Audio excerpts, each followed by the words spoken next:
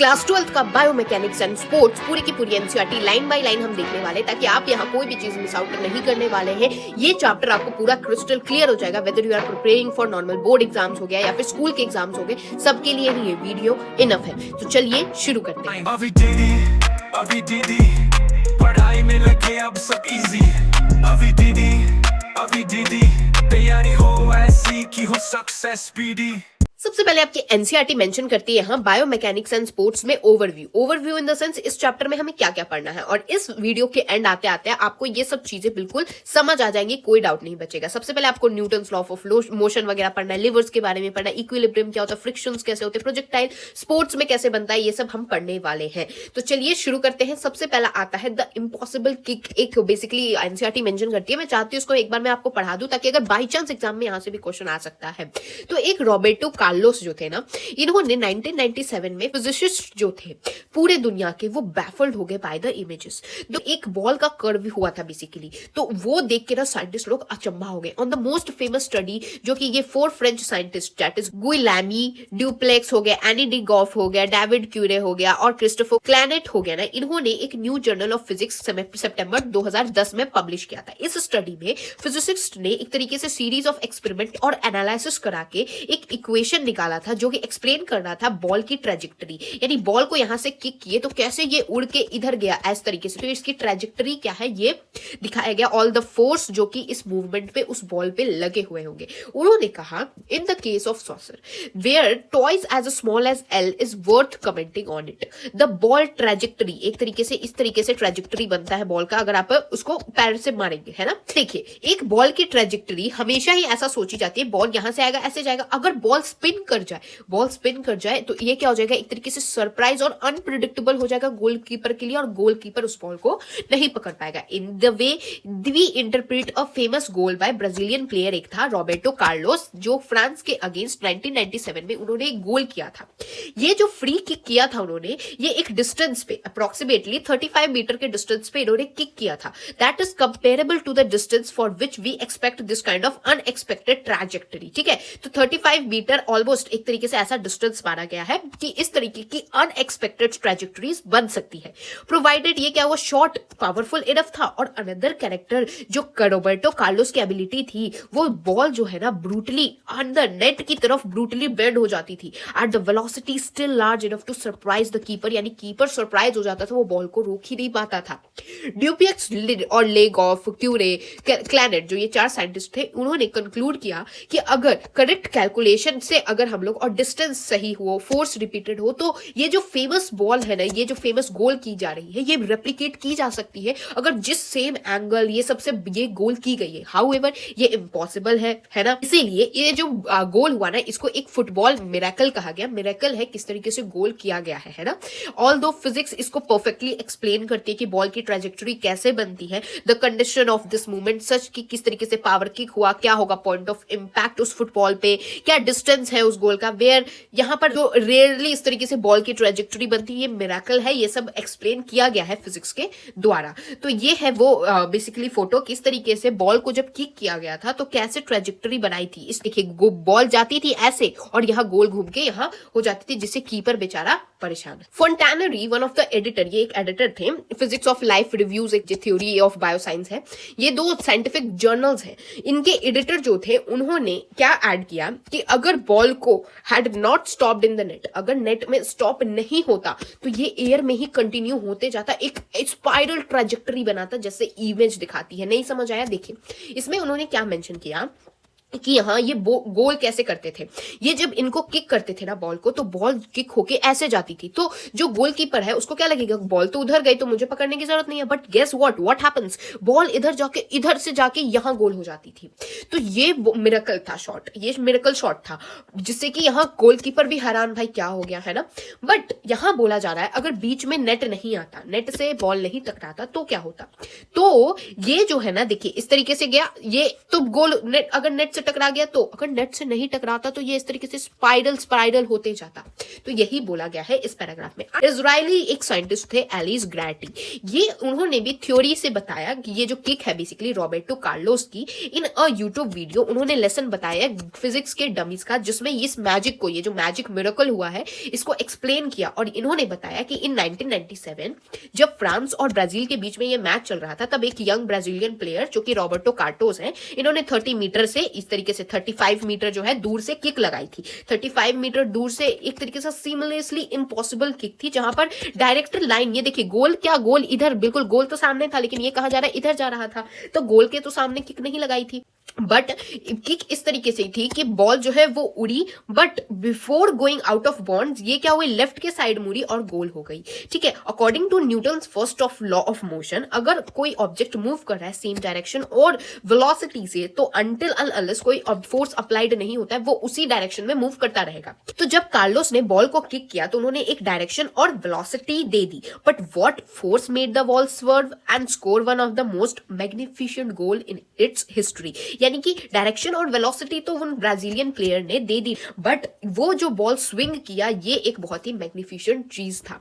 The trick was in the spin. Spin कैसे हुआ, यही ट्रिक है। तो इसीलिए मैं ये पैराग्राफ पढ़ा रही हूं, बिकॉज ये पैराग्राफ बहुत सारे लोग नहीं पढ़ाते हैं। बट अगर बाई चांस क्वेश्चन पूछ दिया मैग्नस इफेक्ट क्या होता है, तो आप ये अगर एक्सप्लेन कर देंगे, अगर आप ये डायग्राम्स भी बना देंगे, आपको थोड़ा सा भी याद रहेगा तो कुछ तो मार्क्स मिल जाएगा भाई। In these types of kick क्या होता है ना, इसको क्या बोलते हैं, बनाना किक भी कहा जाता है। Is attempted regularly and it is the one of the most element that makes beautiful game और ब्यूटीफुल।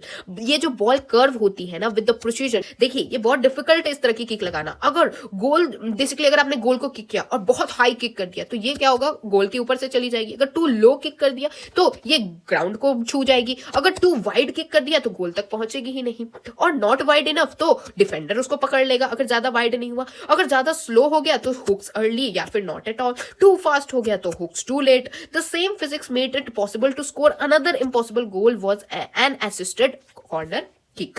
ये जो मैग्नस इफेक्ट है ना, फर्स्ट डॉक्यूमेंट किसने किया था, सर आइजैक न्यूटन जो थे ना, उन्होंने after noticing it while playing a game of tennis, जब 1670 में जब ये एक टेनिस का गेम खेल रहे थे तब इन्होंने नोटिस किया था। ये अप्लाई करते हैं, गोल्फ बॉल हो गया, फ्रिस्बीज हो गया, बेसबॉल वगैरह में भी अप्लाई करते हैं। इन एवरी केस सेम चीज ही हो रही होती है। बॉल का स्पिन एक तरीके से प्रेशर डिफरेंशियल लगाता है इन सराउंडिंग एयर फ्लो, जो कर्व करती है डायरेक्शन ऑफ द स्पिन। तो ये याद रख लीजिए, मैग्नस इफेक्ट क्या है, balls spin create a pressure differential in the surrounding air flow that curves it in the direction of the spin. And here is the question क्या है, could you theoretically kick a ball hard enough to make it boomerang all the way along back to you?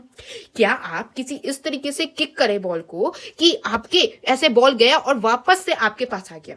Sadly ऐसा नहीं हो सकता है। Even if the ball didn't disintegrate on impact or hit any obstacle, as the air जो है उसको slow down कर देता है, क्या होगा, आप यहां से बॉल को किक करेंगे, धीरे से जाके ये यहां चला जाएगा, कुछ ना कुछ, कितनी भी तेजी से आप किक करें, ऐसा तो नहीं होगा ना बॉल को आपने किक किया और फिर ऐसे घूम के आपके पास आ जाएगा, नहीं आएगा। और अगर आ गया तो उस जगह से भागना है भाई। ये कार्लस इमॉर्टल किक क्यों बोल रहे हैं, आज तक कार्लस जैसा किसी ने किक करके ही नहीं दिखाया। और अगर आपको ऐसा चाहिए कि मैं ऐसा किक करूं और ये वापस मेरे पास भी आ जाए, तो इसके लिए आपको कार्लस जैसा ही किक उससे 15x और तेजी से करना पड़ेगा, 15x और लगा के, दम लगा के करना पड़ेगा। तो आप पहले कार्लस वाला ही करना सीख जाए, फिर 15x बहुत दूर की बात है। तो यहां आपने जान लिया मैग्नस इफेक्ट क्या होता है। अब हम एक्चुअल चैप्टर बायोमैकेनिक्स शुरू करने वाले हैं, एंड ये चैप्टर बहुत इजी है। पता नहीं क्यों फिजिक्स देख के बच्चे इतने डर जाते, कोई डिफिकल्ट फिजिक्स नहीं है, ध्यान से सुनिए। बायोमैकेनिक्स क्या है? बायोमैकेनिक्स एक साइंस है जहां पर देखिए, मैकेनिक्स यानी कि कुछ मूवमेंट हो रही है, और बायो मतलब बॉडी होगी, तो अगर लिविंग बॉडी के मूवमेंट को ही, इसी के साइंस को बायोमैकेनिक्स कहते हैं। कैसे मसल्स, बोन्स, टेंडन्स, लिगामेंट्स एक तरीके से वर्क टुगेदर करते हैं ताकि आपका मूवमेंट हो पाए। Biomechanics is a part of a large field, जैसे कि काइंसियोलॉजी हो गया, explanatory focusing on the movement mechanics, इन सब का ही अगर आप देखेंगे तो ब्रॉड में बायोमैकेनिक्स हम पढ़ते हैं। इट इज बोथ एक तरीके से primary and applied science, encompassing research और practical use of its finding. Biomechanics में क्या होता है ना कि structure of bones and muscle and the movement they can produce, as well as क्या मैकेनिक्स होगा, ब्लड सर्कुलेशन का, रीनल फंक्शन का और अदर बॉडी फंक्शन का। American society of the biomechanics उन्होंने कहा है कि बायोमैकेनिक्स एक ब्रॉड इंटरप्ले मैकेनिक्स और बायोलॉजिकल सिस्टम का दिखाती है। बायोमैकेनिक्स की स्टडी ना ही सिर्फ ह्यूमन बॉडी बल्कि एनिमल्स पे भी होती है, प्लांट्स पे भी होती है, and the mechanical working cells कैसे चलते हैं। जैसे बायोमैकेनिक्स ऑफ स्क्वाट लगाते हैं, उसमें क्या होता है, आपके feet, hips, knees, back, shoulders, arm के पोजिशनिंग मूवमेंट होती है। यहाँ biomechanical principle of motion related to क्या होता है, लीनियर मोशन हो गया, motion in 1D, then velocity, speed, acceleration, momentum. यहाँ मोशन एक मूवमेंट है जिससे कि एक तरीके से जब आप फोर्स लगाएंगे तो ही मोशन होता है। तो मोशन क्या है, आपके फोर्स लगाने के कारण होता है।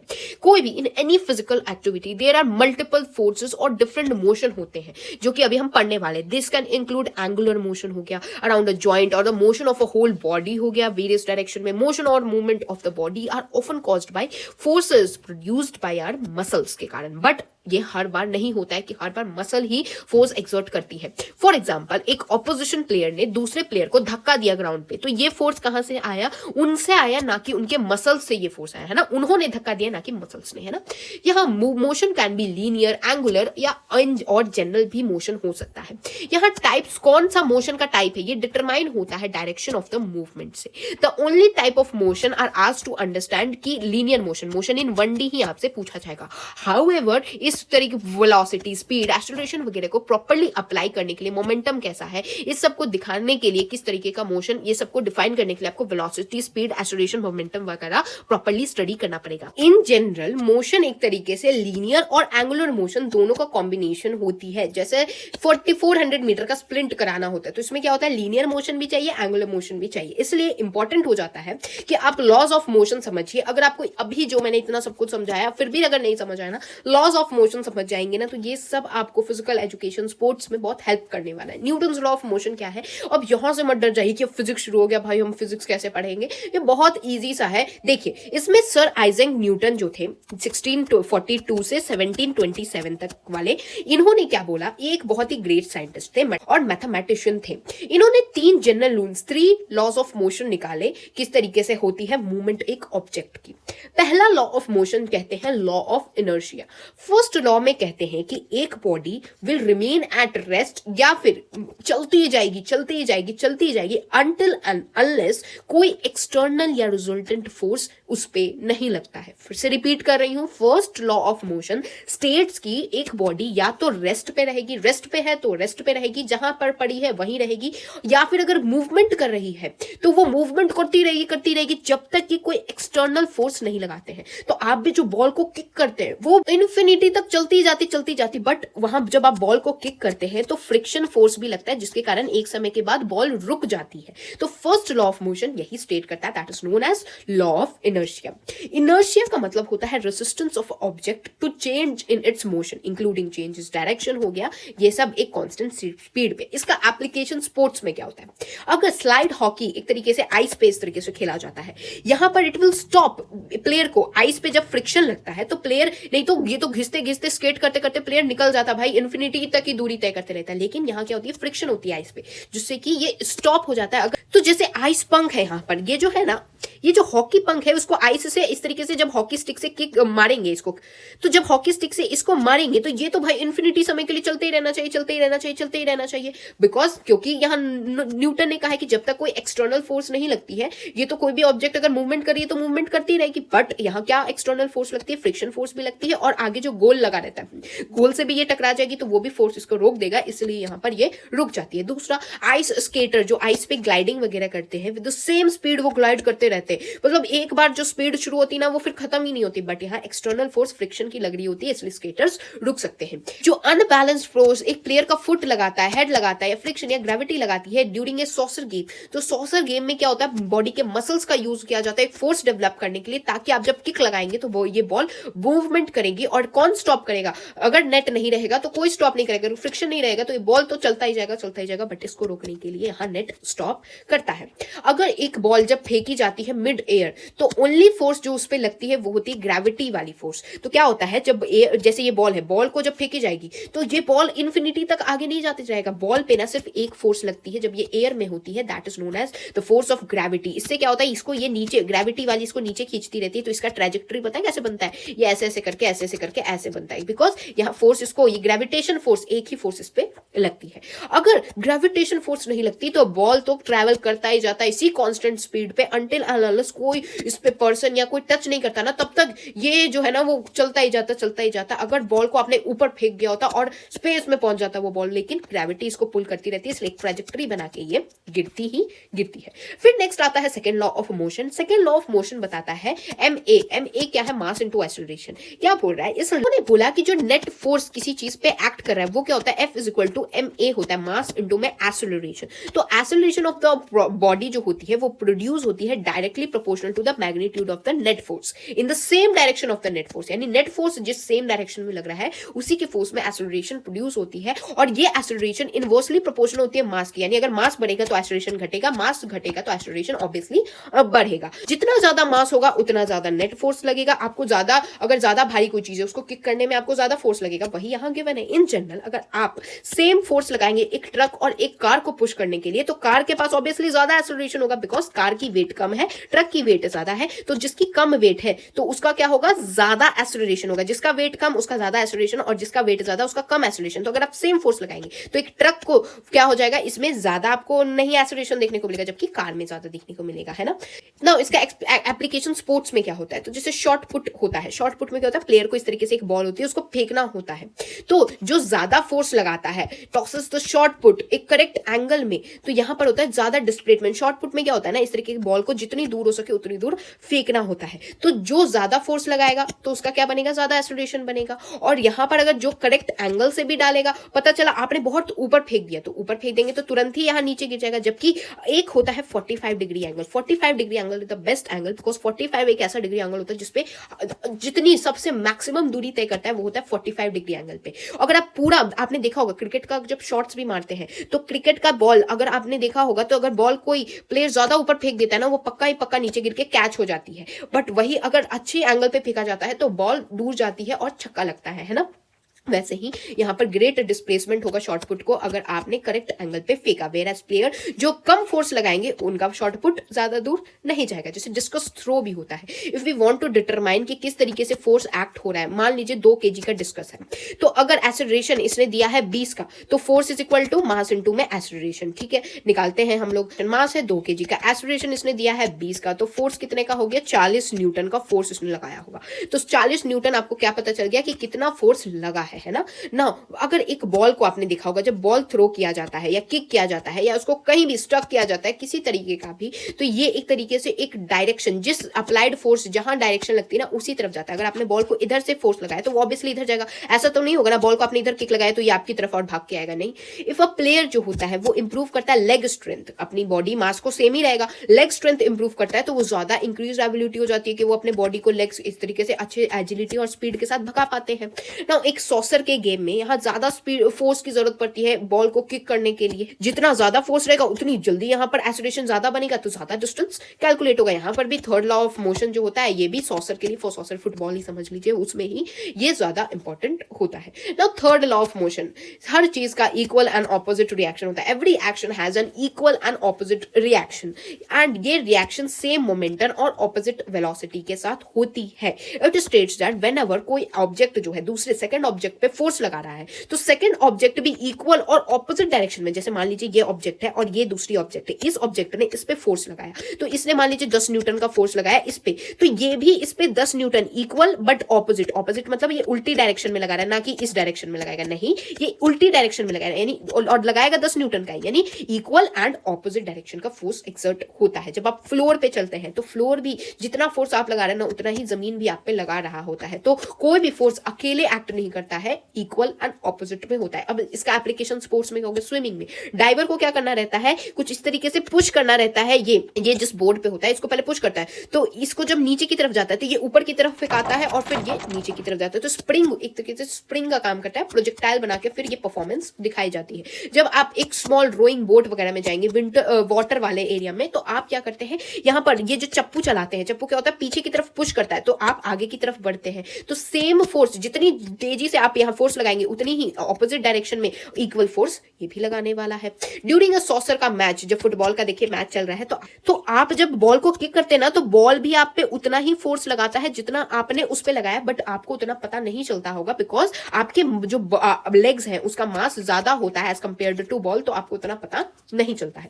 किसी भी तरीके के मोशन के लिए जहां पर हमें जंप करना होता है तो हमारे लेग्स ग्राउंड पे फोर्स लगाते हैं, ग्राउंड पे फोर्स लगाएंगे तभी तो आपको ऊपर की तरफ फेंकना होता है ग्राउंड को। तो ये जो होता है वो नीचे फोर्स लगाएंगे तो ground equal and opposite force लगाएगा तो आप ऊपर की तरफ जाएंगे, जिसे आप प्रोपेल एयर में करेंगे। तो क्या आप जानते हैं जब वर्टिकल जंप किया रहता है तो जो नी होती है ना उसमें मेन पीक लोड कितना पता है, 4.6 इंटू में वेट ऑफ बॉडी लगती है आपके नी पे एक्सपीरियंस होता है जब आप वर्टिकल जंप लेते हैं। भी बहुत सारे बॉडी पार्ट्स क्या क्या उनमें क्या क्या लोडिंग लगती है ये यहाँ दिया हुआ है कि यहाँ पर जॉइंट्स में क्या लोडिंग लगती है, एंटीरियर टाइबल शियर में कहाँ लोडिंग लगती है, टाइबल शियर में, पोस्टेरियर वाले में कहाँ, हिप में कहाँ मीन पीक लगता है, कहाँ एंकल्स में कितनी लोडिंग लगती है, ये बताया गया। अब हम शुरू करने वाले अपना next topic that is levers वाला पार्ट। ये लॉज ऑफ मोशन देखा कितना आसान था, कुछ फिजिक्स नहीं लगाना था, बहुत आसान था।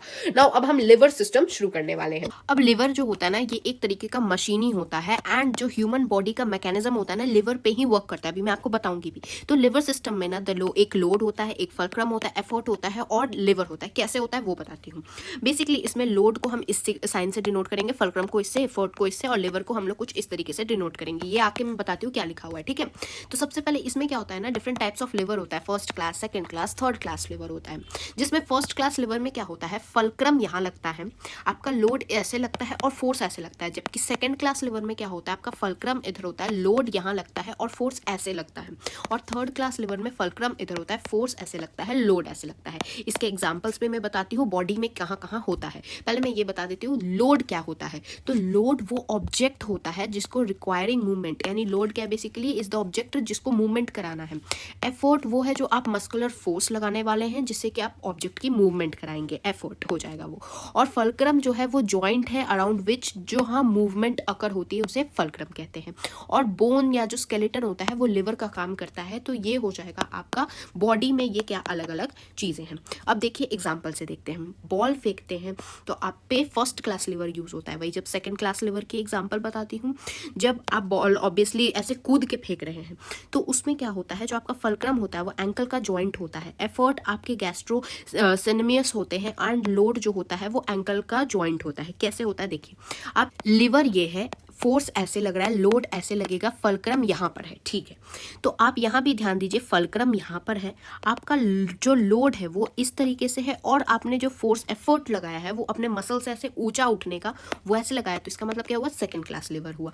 थर्ड क्लास लिवर का एग्जाम्पल हो गया जब आप बाइसेप्स मार रहे होंगे तो उसमें क्या होता है, आपका फलक्रम एल्बो का जॉइंट होता है, एफर्ट बाइसेप्ट होता है और लोड आर्म या वेट होता है। तो बस आपको इतना याद रखना है कि फर्स्ट क्लास लिवर में फलक्रम बीच में होता है, सेकंड क्लास में इधर होता है, थर्ड क्लास में इधर होता है। लेकिन सेकंड क्लास और थर्ड क्लास में ये डिफरेंस होता है कि यहाँ पर लोड बीच में होता है सेकंड क्लास के लिए और थर्ड क्लास के लिए लोड इस तरफ होता है, फोर्स बीच में होता है। तो यही है, यहाँ पर सब चीज़ें आप देख सकते हैं, आपकी एनसीईआरटी मेंशन करती है, वही मैंने सब चीज़ें आपको समझाई हैं, ठीक है। अब आगे बढ़ते हैं कि इसका स्पोर्ट्स में कहाँ कहाँ यूजेस होता है। जैसे क्रिकेट बैट में आप सेकंड क्लास लिवर का यूज़ करेंगे, किकिंग वगैरह में क्या होता है, लोअर लिम्ब में थर्ड क्लास लिवर का यूज़ होता है, जंपिंग में क्या होता है, सेकंड क्लास का यूज़ होता है, लुकिंग अप या डाउन जो होता है साइडवेज मूवमेंट में फर्स्ट क्लास लिवर का यूज़ होता है। फिर यहाँ पर टॉपिक आता है इक्विलिब्रियम क्या होता है। इक्विलिब्रियम इज स्टेबिलिटी या बैलेंस को कहते हैं। जैसे मान लीजिए आप सीसॉ पे बैठे हुए हैं एंड सीसॉ पे एक इस तरफ एक आदमी बैठा हुआ है और एक इस तरफ आदमी बैठा हुआ है। कभी सीसॉ ऊपर जाता है, कभी ये नीचे आता है ना। लेकिन क्या हो अगर दोनों का वेट सेम हो जाए, मान लीजिए ये बच्चा भी 10 kg का है और ये बच्चा भी 10 kg का है, तो एक इक्विलिब्रियम पे आके आपका सीसॉ रुक जाएगा। उसी को बोलते हैं स्टेबल या बैलेंस्ड पोजीशन। ये किसी भी स्किल को परफॉर्म करने के लिए जरूरी होती है। इन स्टैंडिंग पोस्चर में भी यहाँ क्या होती है ना, एक सेंटर ऑफ ग्रेविटी होती है, इसका भी हम बात करने वाले हैं। देखिए स्टैंडिंग पोजीशन में सेंटर ऑफ ग्रेविटी मेल्स और फीमेल्स के लिए अलग अलग होती है, वो मैं आगे बताती हूँ वो क्या है। अभी के लिए बस इतना समझिए, इक्विलिब्रियम होता है एक ऐसा बैलेंस्ड स्टेट या स्टेबल सिचुएशन जहाँ पर ऑपोजिट जो फोर्सेस होती है ना वो एक दूसरे को कैंसिल कर देती हैं और कोई चेंज नहीं होता है। जैसे सीसॉ का मैंने एग्जाम्पल दिया है। दो तरीके के इक्विलिब्रियम होते हैं, एक स्टैटिक एक डायनामिक। स्टैटिक जैसा नाम कह रहा है, वहाँ पर स्टैटिक होगा, यानी कि जब कोई चीज़ मूव या रोटेट नहीं कर रही होगी तब इक्विलिब्रियम आया हुआ है। तो यहाँ 3 कंडीशन पक्का होनी चाहिए। सबसे पहले बात, जितनी भी वर्टिकल फोर्सेस उस बॉडी पे एक्ट कर रही हैं वो जीरो होना चाहिए, जितनी भी हॉरिजॉन्टल फोर्सेस उस बॉडी पे एक्ट कर रही हैं वो जीरो होनी चाहिए, और जितने भी टॉर्क हैं टॉर्क का सारा सम जीरो आना चाहिए, तब जाके वो चीज़ जो है वो स्टैटिक इक्विलिब्रियम में। यहाँ पर एग्जाम्पल क्या है, तो एग्जाम्पल आप देख सकते हैं कैसे एक जगह खड़े होकर इक्विलिब्रियम मेंटेन किया जा रहा है। अगर ये इक्विलिब्रियम ये प्लेयर नहीं मेंटेन करेगा तो गिर जाएगा। बात करें डायनामिक इक्विलिब्रियम की, तो यहाँ पर क्या होता है, अगर एक मूविंग बॉडी है, जैसे कि अगर कोई भाग रहा है तो मूविंग बॉडी है, कोई साइकिलिंग कर रही है तो मूविंग बॉडी है, कोई इस तरीके से ये वाला जो गेम होता है वो खेल रहा है तो वो मूविंग बॉडी है। उस मूविंग बॉडी में ये इंसान गिर ना जाए इसके लिए क्या करेगा, खुद को इक्विलिब्रियम मेंटेन करके रखेगा, उसको क्या कहेंगे, डायनेमिक इक्विलिब्रियम। क्योंकि यहाँ पर क्या हुआ है कि बैलेंस मेंटेन कर रहा है मगर मूवमेंट के दौरान, है ना। तो यहाँ पर इस इक्विलिब्रियम को कंट्रोल करने के लिए और बैलेंस अचीव करने के लिए स्टेबिलिटी को मैक्सिमाइज करना बहुत ज़रूरी है।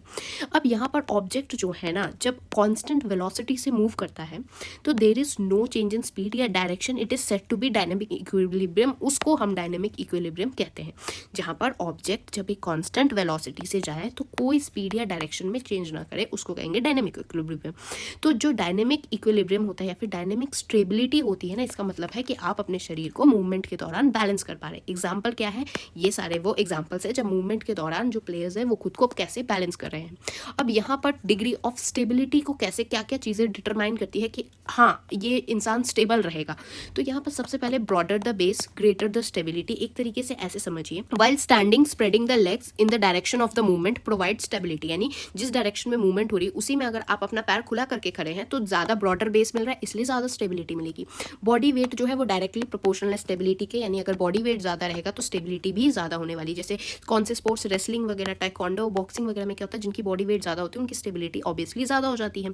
Lower the centre of gravity higher the stability, centre of gravity अभी आगे हम पढ़ने वाले हैं, अभी के लिए बस इतना समझिए, जितनी कम सेंटर ऑफ ग्रेविटी होगी उतनी ज़्यादा स्टेबिलिटी होती है। जैसे रेसलर में होता है कि किस तरीके से ये हाफ सिट कर जाते हैं रेसलर ना, थोड़ा सा ऐसे झुक के ऐसे ऐसे आगे बढ़ते हैं, आपने देखा होंगे वीडियोस वगैरह में, तो उसमें क्यों, ताकि वो स्टेबिलिटी को मेंटेन कर पाए। फोर्थ क्या होती है कि जितना पास सेंटर ऑफ ग्रेविटी हो to the centre of base of support ज़्यादा स्टेबिलिटी होती है। जितनी पास centre of gravity centre of base of support के पास होती है उतनी ज़्यादा स्टेबिलिटी हुई। ये अभी ऐसे भी हम आगे सेंटर ऑफ ग्रेविटी पढ़ते वक्त पढ़ेंगे, लेकिन इसका एग्जांपल जान लीजिए कि जैसे कोई अगर जिमनास्ट है तो अगर वो बैलेंस कर रहा होता है तो उसको थोड़ा सा स्मॉल बेस सपोर्ट की ज़रूरत पड़ती है। अगर परफॉर्मेंस के दौरान ये अपना बैलेंस लूज कर देता है तो वो अपने आर्म्स या लेग्स को ऑपोजिट डायरेक्शन में ऐसे ऐसे करके, मतलब आप इस फोटो में देख सकते हैं किस तरीके से चलने लगता है। फिर फिफ्थ आती है डायरेक्शन ऑफ एक्टिंग फोर्स, यानी कि यहाँ पर बेसिकली जैसे एग्जांपल क्या होगा, अगर एक जूडो मैच में जो जूडो को है वो अपने फुट को शिफ्ट करता है line of direction of the force applied by the opponent, ताकि ये फोर्स एक तरीके से आप एक काउंटर फोर्स की तरह वो यूज़ कर पाए और उसको नीचे गिरा पाए। तो यहाँ पर ये भी इफेक्ट करता है कि आप कितनी स्टेबिलिटी है, आप किस तरीके से आप फोर्स के डायरेक्शन में एक्ट कर रहे हैं कि नहीं। अभी वही सेंटर ऑफ ग्रेविटी की अब बात करते हैं, तो सेंटर ऑफ ग्रेविटी वो पॉइंट होता है जहाँ पर माना जाता है कि एक इंसान या फिर किसी भी ऑब्जेक्ट का सारा वेट या मास जो है वहीं कंसंट्रेटेड है, वहीं पर कंसिडर किया जाता है कि एक जगह सेंटर ऑफ मास है। तो किसी रिजिड बॉडी का अगर आपको सेंटर ऑफ मास पता करना है तो कोई डिफिकल्ट चीज़ नहीं है, बहुत ही आसान सी चीज़ है। अगर किसी ऑब्जेक्ट का यूनिफॉर्म डेंसिटी है, अगर एसिमेट्रिक शेप भी है यानी टेढ़े मेढ़े शेप का भी है, फिर भी कोई दिक्कत नहीं है। अगर वो एक रिजिड बॉडी है तो सेंटर ऑफ ग्रेविटी पता है कहाँ आती है, बिल्कुल उस ऑब्जेक्ट के सेंटर पे ही आती है, एग्जैक्ट सेंटर पे। और अगर आप उस ऑब्जेक्ट को एग्जैक्ट सेंटर से ऐसे लटका देना तो वो रोटेशनल इक्विलिब्रियम में चला जाता है, यानी गोल गोल घूमने लगता है, वो भी एक इक्विलिब्रियम में। तो ये है भाई सेंटर ऑफ ग्रेविटी। यानी अगर कोई भी ऑब्जेक्ट है एसिमेट्रिकल है लेकिन यूनिफॉर्म डेंसिटी का है तो आपको क्या करना है, इस पूरे का जितना हाइट है उसका हाफ करिए, ये जो पॉइंट आया वो आ जाएगा इसका सेंटर ऑफ ग्रेविटी।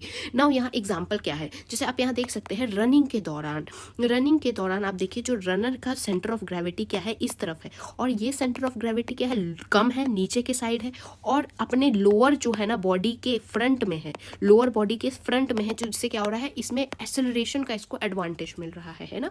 यहाँ पर स्पोर्ट्स में सेंटर ऑफ ग्रेविटी का क्या इंपॉर्टेंस है, यहाँ पर एथलीट के मूवमेंट में हेल्प करता है, मूविंग ऑब्जेक्ट को रोक लेता है, help the athlete to accelerate, जैसे यहाँ पर अभी हमने देखा है। Help the athlete in throwing, object में हेल्प करता है, एथलीट को ऑब्जेक्ट उठाने के लिए हेल्प करता है, ऑब्जेक्ट को खींचने के लिए एथलीट को हेल्प करता है।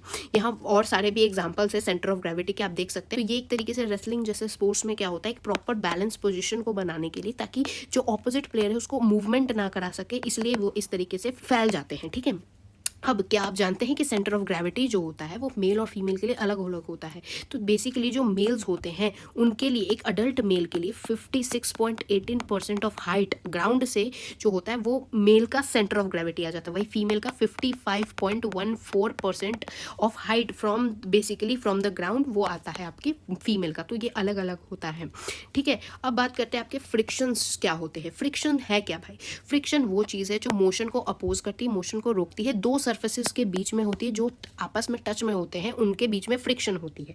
ये ऑब्जेक्ट के डायरेक्शन के ऑपोजिट होती है, यानी अगर कोई ऑब्जेक्ट इस डायरेक्शन में जा रहा है, ये मान लीजिए ज़मीन है और ये ऑब्जेक्ट इस डायरेक्शन में जा रहा है, तो इस पर उल्टे डायरेक्शन में फ्रिक्शन लगती रहती है। फ्रिक्शन के कारण हीट भी प्रोड्यूस होती है। अब फ्रिक्शन के भी टाइप है, जैसे एक आता है स्टैटिक फ्रिक्शन। अगर आप किसी हैवी ऑब्जेक्ट को इस तरीके से पुश करने की कोशिश कर रहे हैं तो आप क्या करेंगे, एक्स्ट्रा पुश लगाएंगे ताकि इसको एक बार मोशन में ले आए।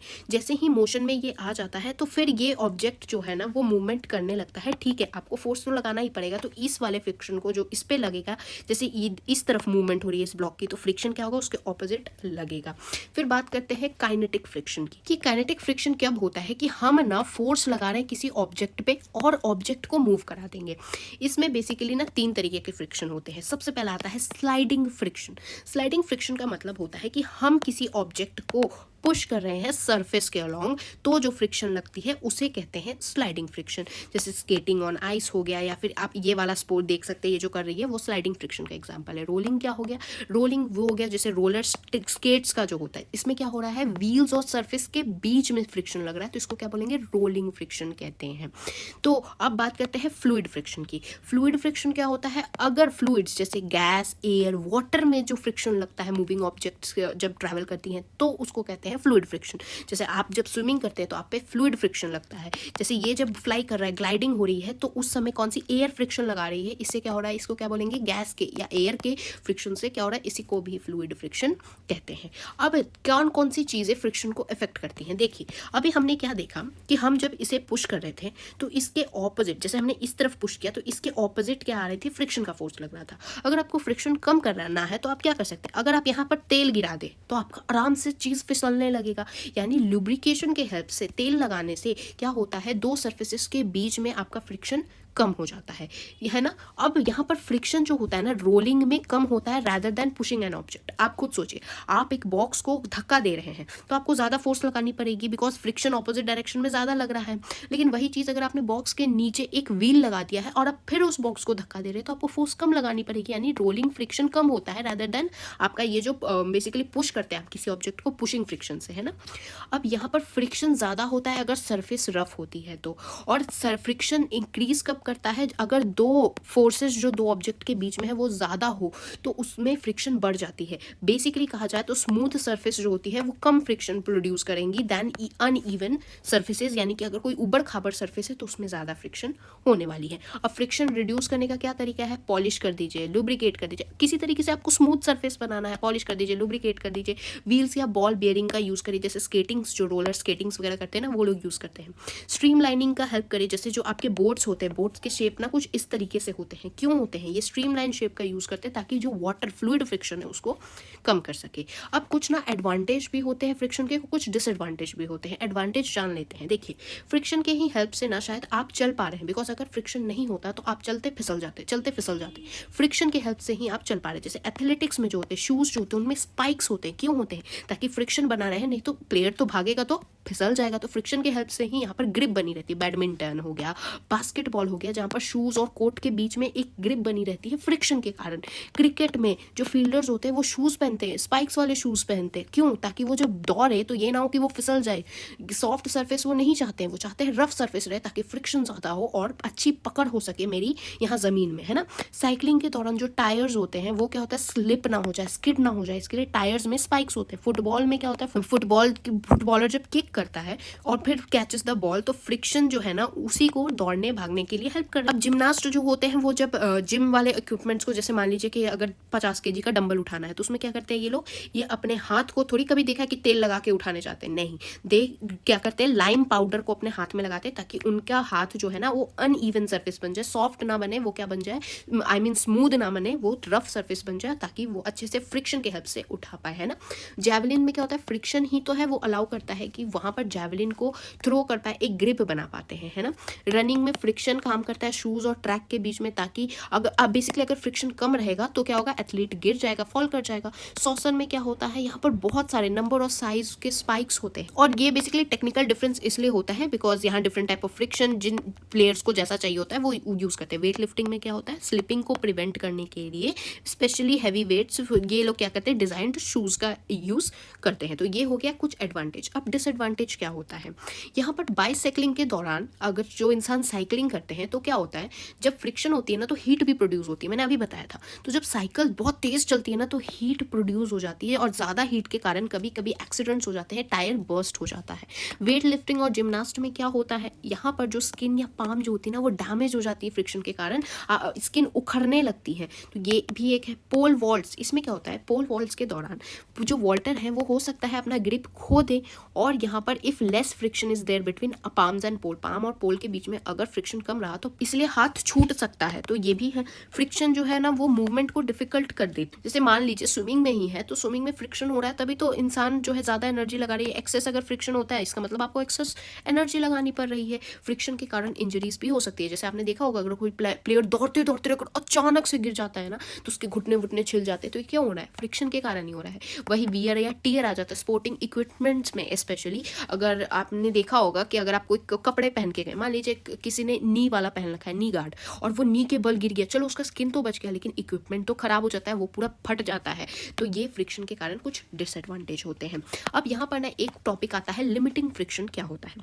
अगर आप किसी ऑब्जेक्ट को धक्का देने की कोशिश करिएगा ना तो कुछ मिली सेकेंड्स तक वो पूरा धक्का नहीं हो पाता है, यानी वो कुछ फ्रिक्शन जो होता है ना वो लिमिट करता है। जैसे उस लिमिटिंग फ्रिक्शन के बाद आप आगे बढ़ते हैं तो क्या होता है, फिर वो आराम से आप धक्का दे सकते हैं। तो यही लिमिटिंग फ्रिक्शन का कॉन्सेप्ट है।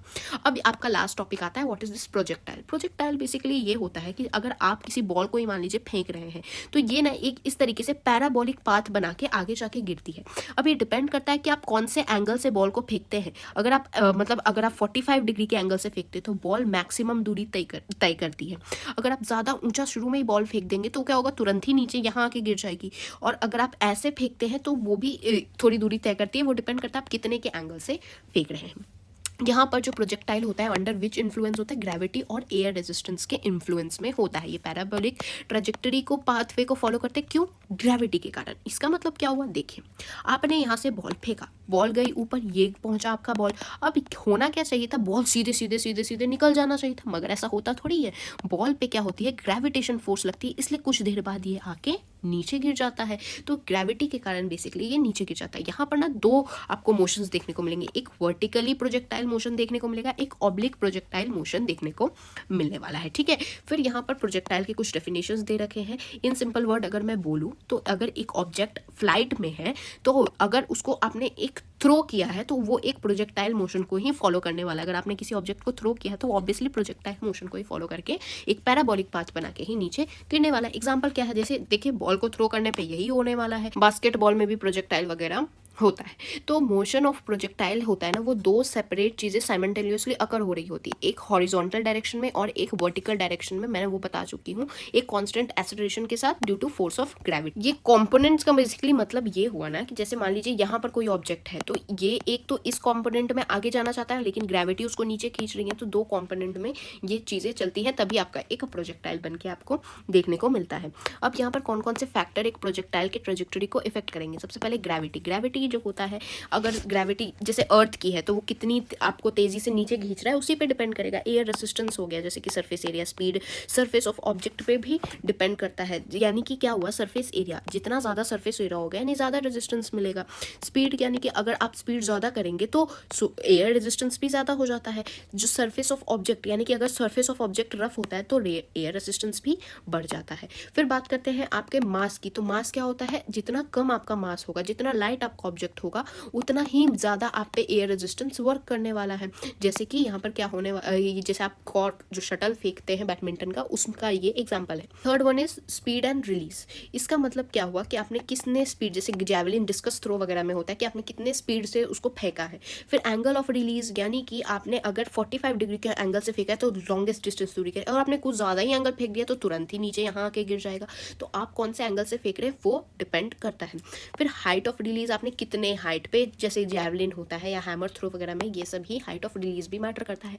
स्पिन भी मैटर करता है, बिकॉज स्पिन हैपन्स जब बॉल मूव करता है एयर के थ्रू, एंड ये बेसिकली एटलीस्ट एयर प्रेशर के साथ होता है। जैसे कि यहाँ पर स्पिन, जब बास्केटबॉल शूटिंग होती है ना, तो स्पिन के प्रिंसिपल पे ही होती है। अब यहाँ पर एप्लीकेशन क्या है भाई, स्पोर्ट्स में प्रोजेक्टाइल कहाँ यूज़ होता है, और स्पेशली आप देखेंगे ना तो प्रोजेक्टाइल बॉल्स में ही आपको स्पोर्ट्स में यूज़ होते दिखेगा। फिर यहाँ पर सबसे पहले बात करते हैं बेसबॉल जो होता है। बेसबॉल कुछ इस तरीके से खेला जाता है, कुछ इस तरीके का एक बल्ला टाइप का होता है, उसमें एक इंसान बॉल फेंकता है, उससे मारना रहता है। तो उसमें क्या होगा, ऑब्वियसली आपका यही प्रोजेक्टाइल ही होगा। हिटिंग एनालिसिस ऐसे ही होता है ना कि ये इंसान ने बेसबॉल के रैकेट से मारा तो कितने कितने एंगल पे कैसे कैसे जाके गिरा, तो ये हुआ। बास्केटबॉल में भी यही होता है, अगर आप प्रॉपर एंगल के साथ फेंकेंगे तो बॉल इसमें जाएगा, नहीं तो बाहर निकल जाएगा। तो ये हो गए कुछ आपके एप्लीकेशंस, क्या प्रोजेक्टाइल स्पोर्ट्स में क्या क्या होते हैं। तो बाय दिस आपका ये चैप्टर खत्म हो गया। कोई भी रिलायबल बुक निकालिए, अपना प्रैक्टिस शुरू कर दीजिए। I hope you guys understood. Meet you guys in the next video. तब तक के लिए thanks for watching and don't forget to like, share and subscribe to my channel.